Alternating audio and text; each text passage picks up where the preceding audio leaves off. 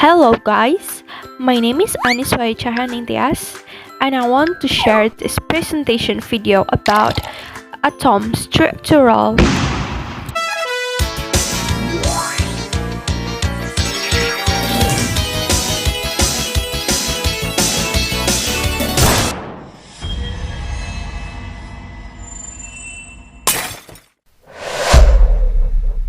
Halo teman-teman, kali ini aku mau ngejelasin tentang struktur atom.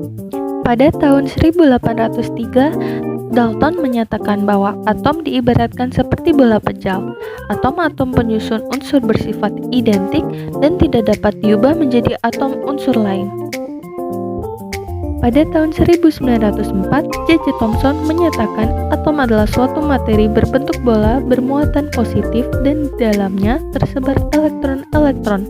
Atom bersifat netral, yaitu muatan positif dan muatan negatif jumlahnya sama. Pada tahun 1911, E. Rutherford mengatakan atom terdiri dari inti bermuatan positif dan elektron bermuatan negatif mengelilingi inti. Pada tahun 1913, Niels Bohr mengatakan atom terdiri dari inti mengandung proton dan elektron bermuatan negatif yang mengelilingi inti pada tingkat energi tertentu yang bergerak stasioner. Pada tahun 1926, Schrödinger mengatakan atom dianggap sebagai gelombang materi yang gerakannya dapat disamakan dengan gerakan gelombang yang disebut dengan mekanika kuantum.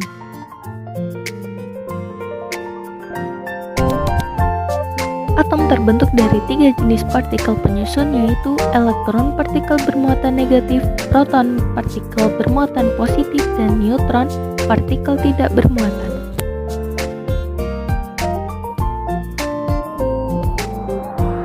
Berikut merupakan tabel partikel penyusun atom.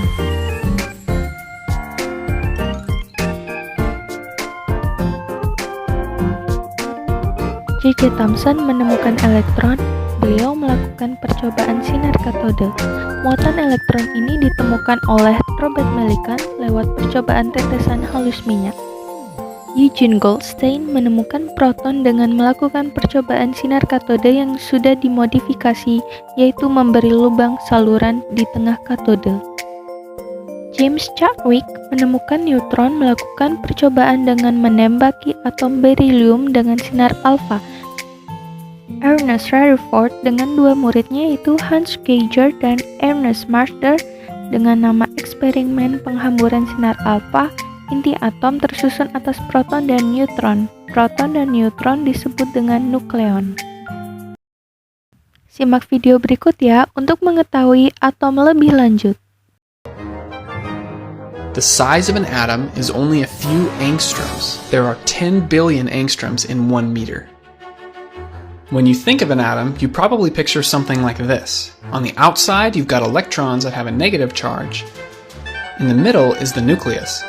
It's made of neutrons which have no charge and protons which have a positive charge. This model's a good starting point, but there are a few things here that don't quite agree with modern science. For one, the size of the nucleus is a lot smaller than this. If I animate it to scale, you wouldn't even be able to see it.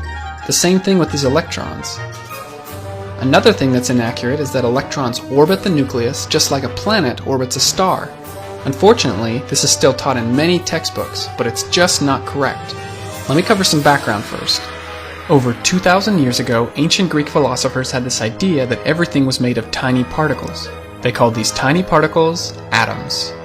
It wasn't until the 1800s that we finally started using science to prove that these atoms really exist. First, we thought atoms looked like this. A positively charged sphere with negatively charged electrons floating around it. Then we learned that this positively charged sphere was actually a lot smaller. We called this the nucleus.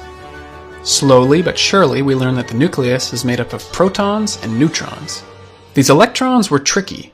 At first we thought, they have to be doing something, so they probably revolve around the nucleus like this. Electrons were then discovered to have different energy levels. We call these shells. Shells can only fit a certain amount of electrons. The more electrons, the more shells. It didn't take long before we realized that these shells don't determine how close the electron is to the nucleus.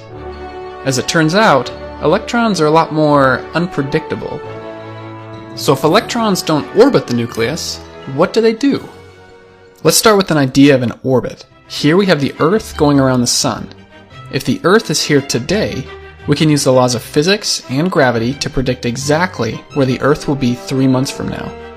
We know both where the Earth is and where it's going. Now let's go to the size of an atom. With an electron, things are a little different. We can't know exactly where it is and where it's going. We can only know one or the other at any given time. This means it is impossible to really know what the electron is doing. The best we can do is predict where the electron will be found. This area is most commonly known as the Electron Cloud. However, if we want to be more specific about where to find electrons, you'll need to know about orbitals. This is not the same as orbit. Orbitals are specific shapes where electrons live in. If you were in a college chemistry class, you'd be studying about how these orbitals fill up as you get more electrons. But I'd like to keep things simple for this video. So in short, electrons are uncertain. We can't know the path that they travel, only that they'll be found here in the electron cloud. So now you know that even though this is a popular way to represent an atom, it can be misleading. Just to recap what we learned, everything is made of atoms. Atoms are incredibly small. The nucleus is even smaller, and electrons don't orbit the nucleus. Their path is unpredictable. Thanks for watching, everyone.